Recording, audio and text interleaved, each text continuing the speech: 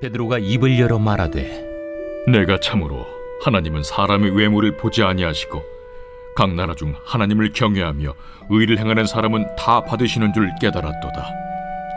만유의 주 되신 예수 그리스도로 말미암아 화평의 복음을 전하사 이스라엘 자손들에게 보내신 말씀, 곧 요한이 그 세례를 판포한 후에 갈릴리에서 시작하여 온 유대에 두루 전파된 그것을 너희도 알거니와, 하나님이 나사렛 예수에게 성령과 능력을 기름 붓듯 하셨음에 그가 두루 다니시며 선한 일을 행하시고 마귀에게 눌린 모든 사람을 고치셨으니 이는 하나님이 함께 하셨습니다. 우리는 유대인의 땅과 예루살렘에서 그가 행하신 모든 일의 증인이라. 그를 그들이 나무에 달아 죽였으나 하나님이 사흘 만에 다시 살리사 나타내시되 모든 백성에게 하신 것이 아니요 오직 미리 택하신 증인 곧 죽은 자 가운데서 부활하신 후 그를 모시고 음식을 먹은 우리에게 하신 것이라.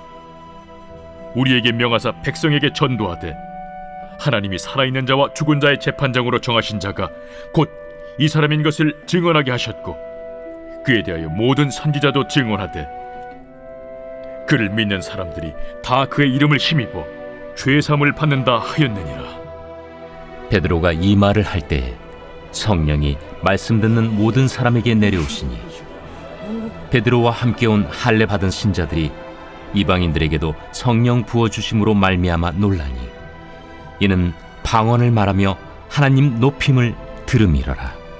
이에 베드로가 이르되, 이 사람들이 우리와 같이 성령을 받았으니 누가 능히 물로 세례 베품을 금하리요? 예수 그리스도의 이름으로 세례를 베풀라. 그들이 베드로에게 며칠 더 머물기를 청하니라. 오늘은 성령의 도구로 쓰임 받으려면 이라는 제목으로 하나님 말씀을 증거하도록 하겠습니다.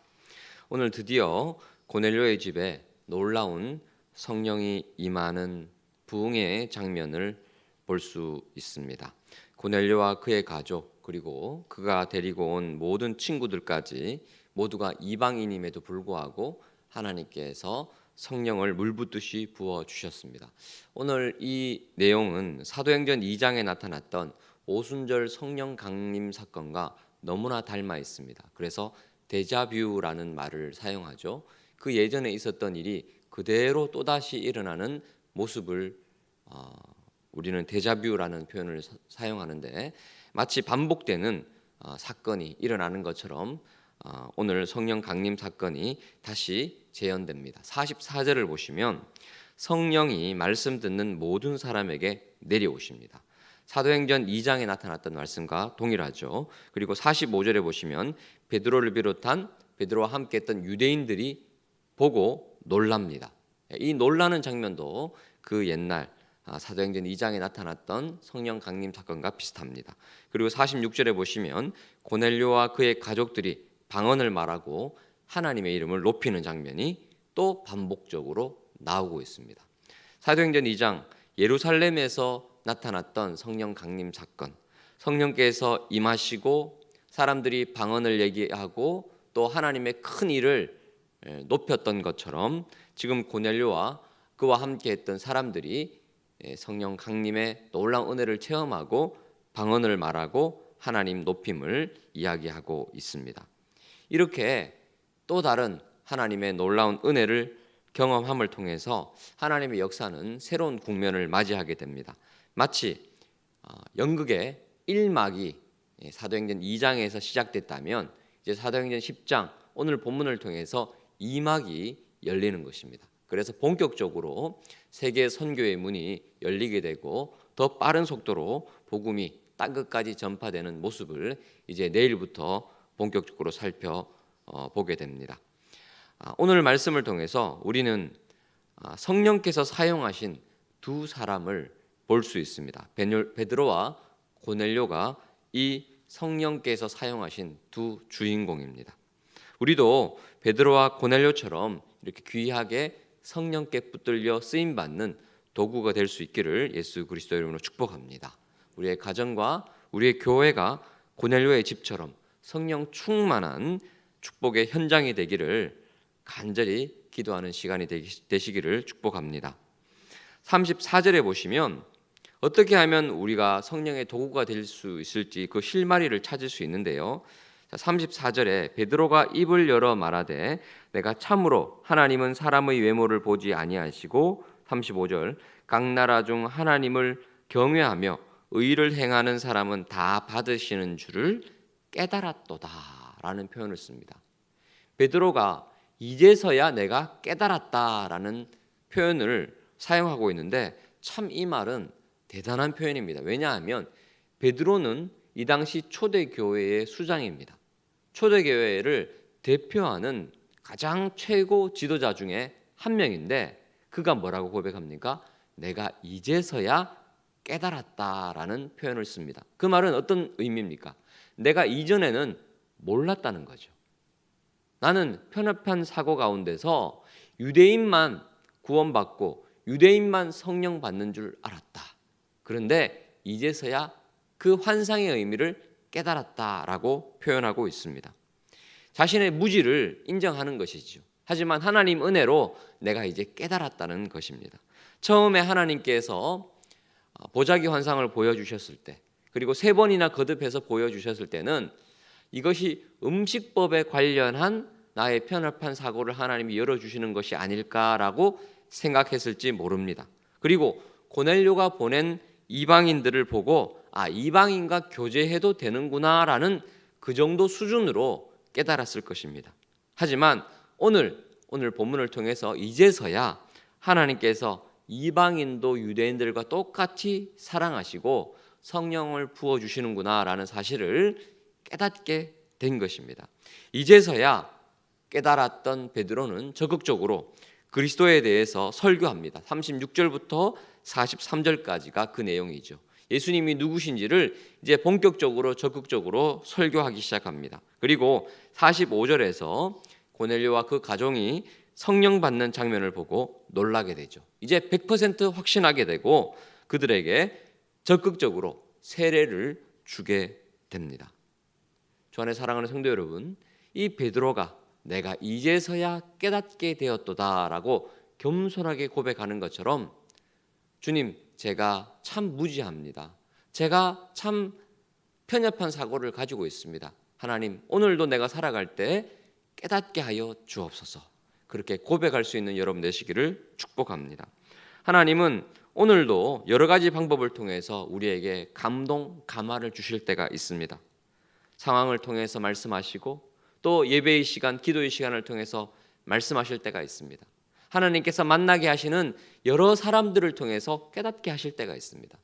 베드로도 마찬가지였습니다. 환상을 통해서 또 고넬료가 보낸 사람들을 통해서 그리고 고넬료가 만났을 때 했던 말들을 통해서 되어가는 정황을 통해서 하나님께서 나로 하여금 이렇게 깨닫게 하시는구나라는 열린 마음이 있었습니다.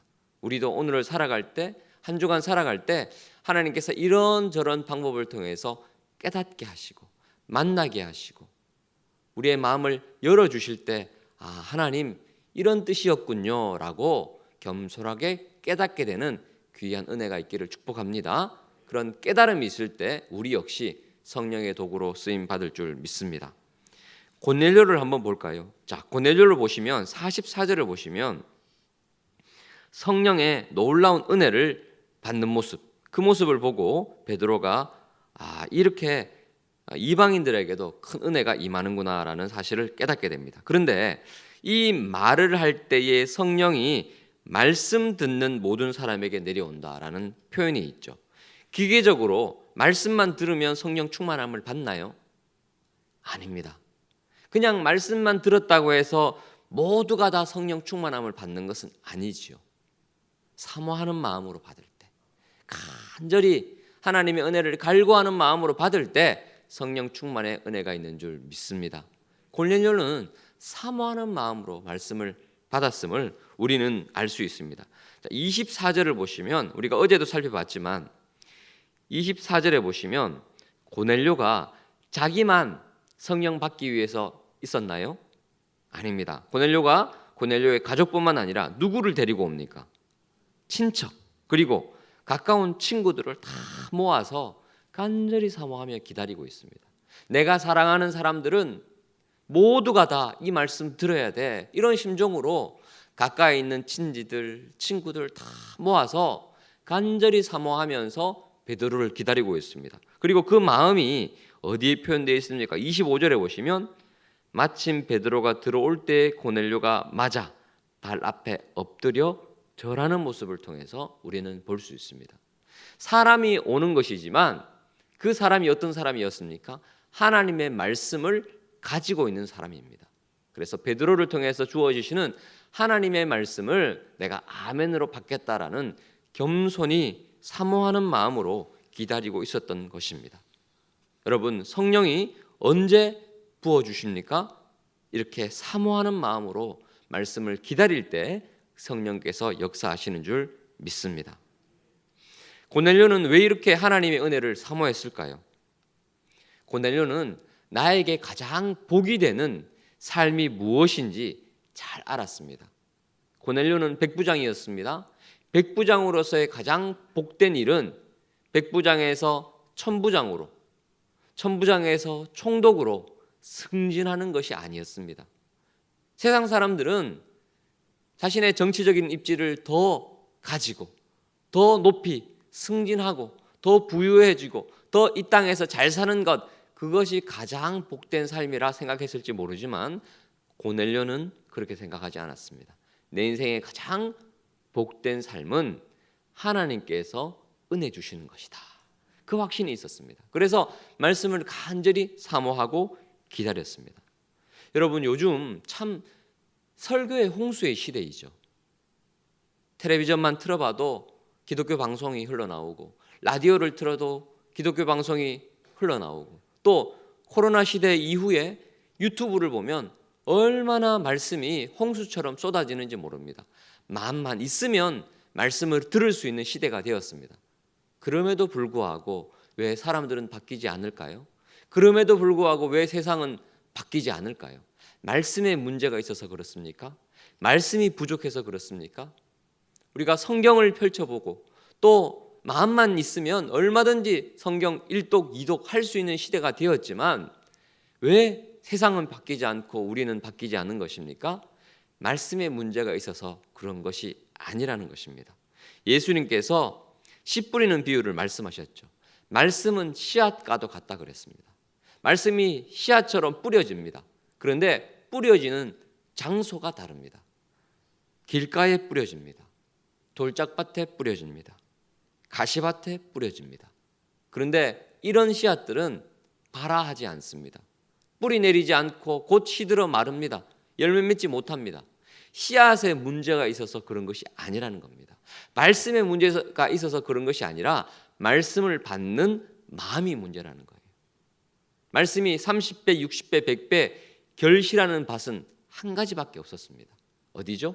바로 좋은 밭. 옥토밭에 말씀의 씨앗이 뿌려지면 30배, 6배, 100배의 결실을 맺을 수 있다고 했습니다.